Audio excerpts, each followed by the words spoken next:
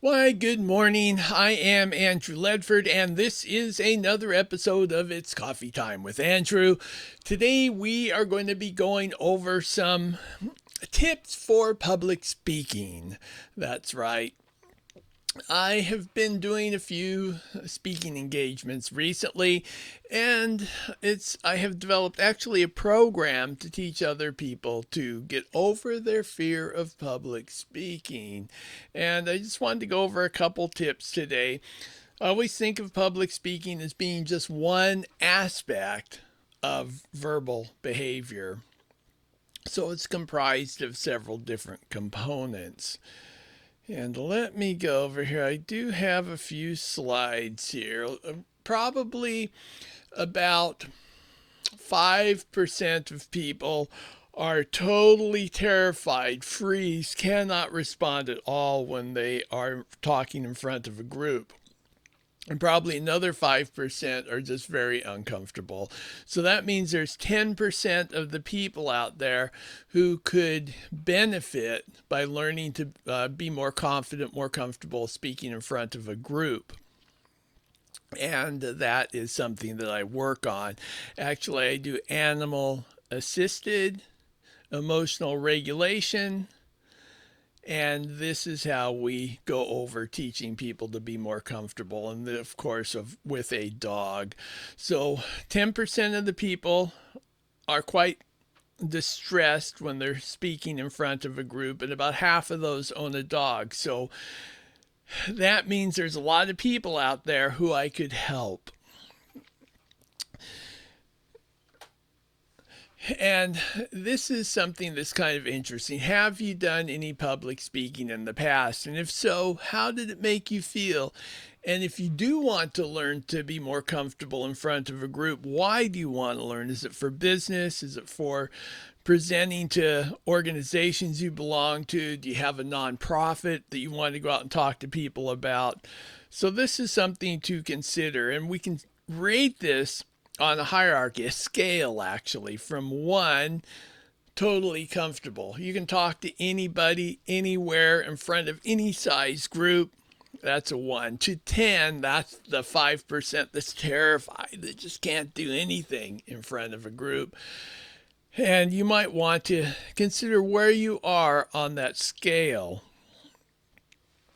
One of the things about speaking to people is that you need to have some commitment. If you are committed to a cause, a purpose, your message, you'll probably do just fine talking in front of a group, at least fairly, small groups, 50 people or so. And I always use this as an example because I went to this one small event. It was like a trade show. People there were vendors, they weren't public speakers. But once they started talking about something that they were really committed to, they did just fine. A little stumbling here and there, not quite perfect, but they did good enough that they pulled it off. Did quite nicely considering the situation. Okay, so how are we going to become more comfortable in the average presentation? Well, for one thing, you want to be prepared. Being prepared is probably the most important thing you can do. Preparation, of course, that is practice. I think I read an article that said you should practice your presentation 30 times and you will not have a problem. Because even if you go blank, you're going to still say the right thing. And I think that's probably true. Usually I do not practice a presentation that often, but if it is a complex presentation, I do try to practice quite a bit. The other thing to being prepared, you want to be prepared with your equipment.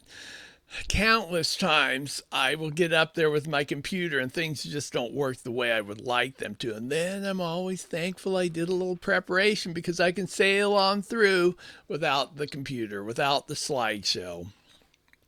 So that's something. And if it is a complex presentation, and you have equipment problems, your computer won't work, whatever it might be, you should have a backup.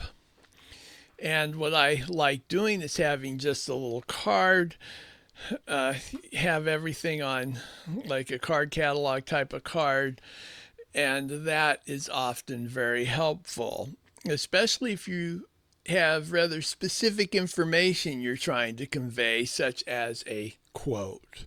So if I have a quote I want to use, when I go out, even if I'm using my computer, I like to have my notes with me so that something goes wrong, the battery dies, I can just reach into my pocket, pull out my notes, and keep on going. And I have had that happen before. I have a very old laptop that I put Linux on, and the battery just doesn't last very long. And if I get it all ready and I'm talking, sometimes it just dies. So that is something you should be prepared for. What else? You want to make sure that you're prepared for the amount of time you have. So if you have, and I know usually if I'm doing a real informal presentation where the time's very loosely defined, I will tend to go over just a little bit. But ideally, you want to stick to your time frame. And if there's somebody out there giving me a countdown, I will stick to it much easier than if I have to just guess. But you should prepare in a way where you know about how much time you have and about how long it takes to do the presentation. And that can be helpful.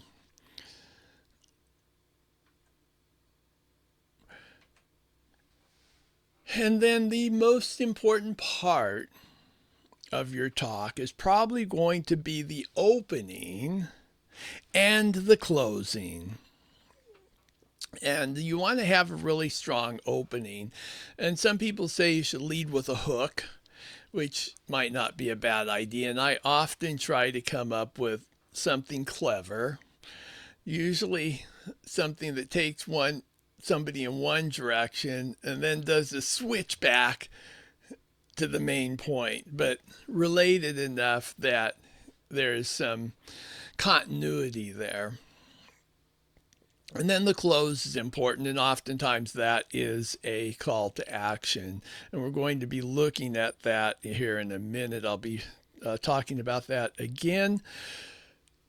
What you want to do as far as your movement goes on stage is to have a home base, or what I think of as a mark, because you want to have some place to move from and move back to.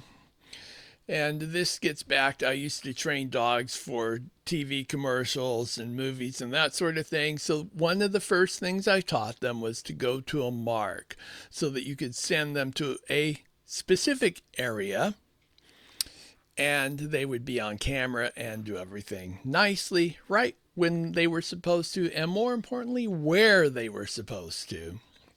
So let's take a little look at a video I have here. There we go. So today we're going to go over 3 public speaking tips.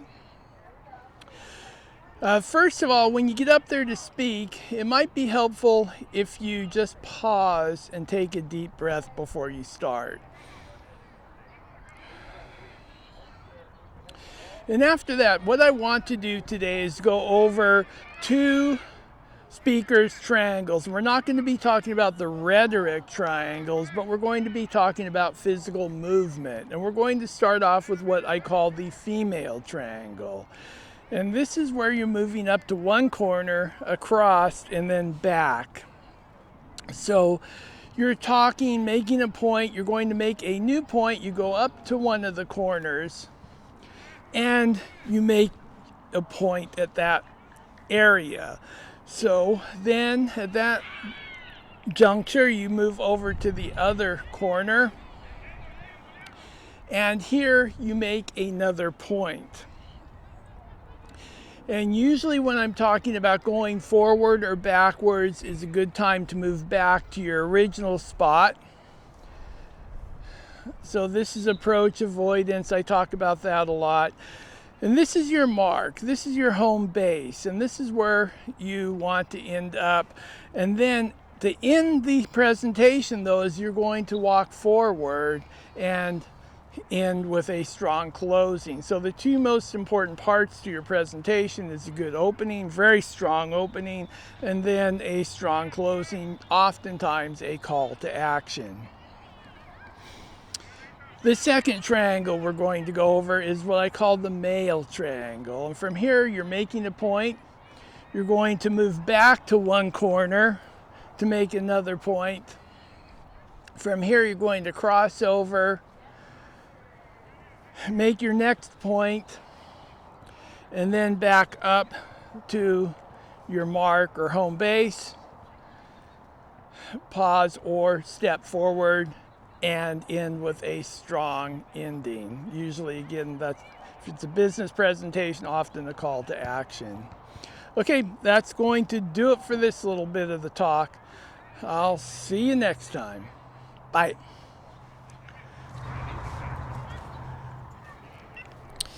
There, and that was the female and male triangle that I often talk about. And we also went over a couple other things. You might want to take a deep breath and pause before you start. And then, of course, the strong opening, strong start, and strong finish.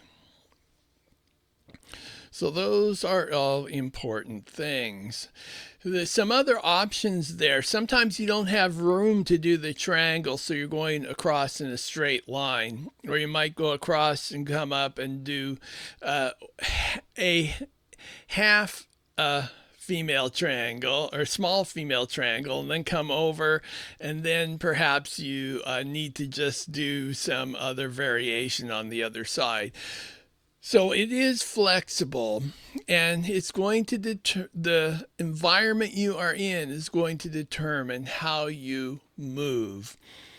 Usually I will have my video camera on when I'm doing the presentations, and sometimes I want to move in a way where it's going to make editing easier in the future when I get back and I'm putting the whole thing together. And there are 8 ways we can move. And if you include the center, we're looking at the home base. If it's the center, then we're looking at 9. But you're going to be moving on those 8 angles. So forward, 45 degrees to the side, 90 degrees to the side, 45 degrees back, and straight back, as well as forward. And then you can be in the center, or you can start up at the front and move in these different directions as well. Now, getting to the actual presentation, this is part of planning. We started off talking about planning a little bit. Now we're going to end with it as well. So planning is where you really build the structure, the foundation of your talk.